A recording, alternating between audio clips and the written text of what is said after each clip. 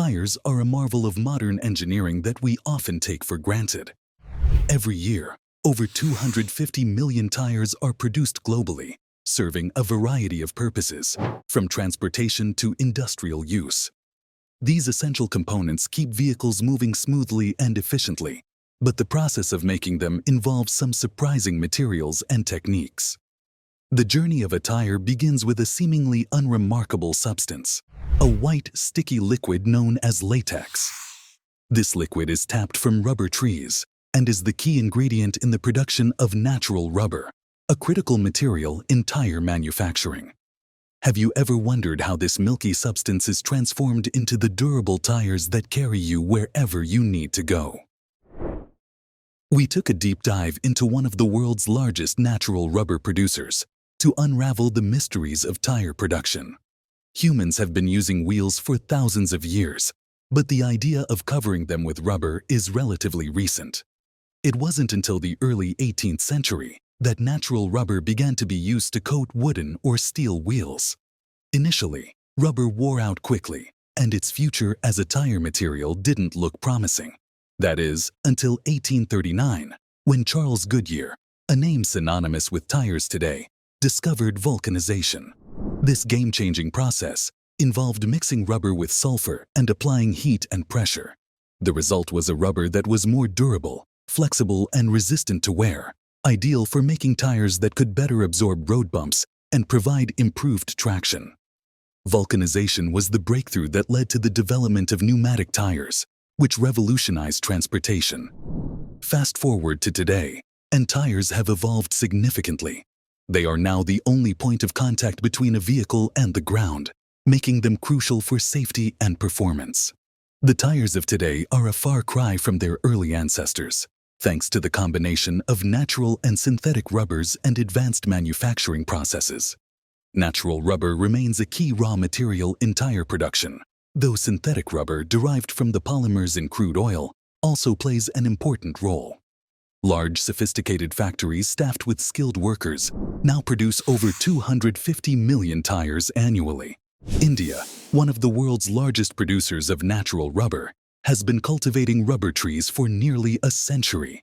These trees produce latex, a milky liquid found in the bark. Latex consists of rubber molecules and water, serving as a defense mechanism against insects.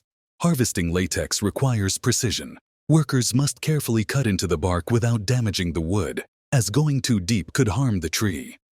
Once collected, fresh latex is mixed with ammonia to prevent clotting.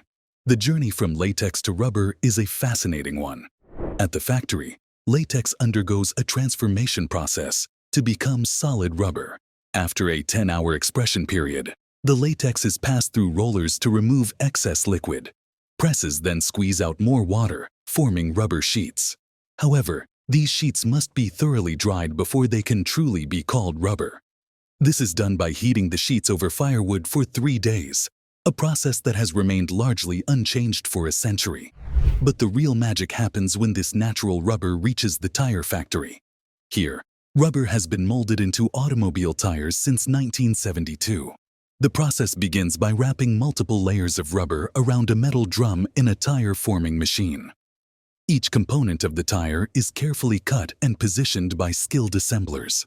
Natural rubber, being too elastic and flexible on its own, needs to be toughened up. This is achieved by mixing it with various components to give it the necessary strength for tire manufacturing. Modern tires are complex products, composed of 10 to 15 different materials, including natural and synthetic rubber, chemical additives, steel, sulfur, zinc oxide, textile fibers, and carbon black pigment. These ingredients are mixed under heat and pressure in giant mixers, creating a mass of sticky rubber that is rolled into sheets. These sheets are then further processed to become the different parts of the tire.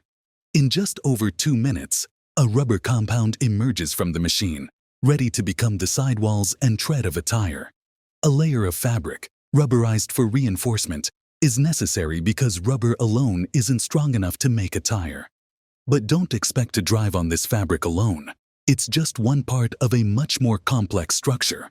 The next crucial component is the tire casing, a strong inner lining that provides structural integrity.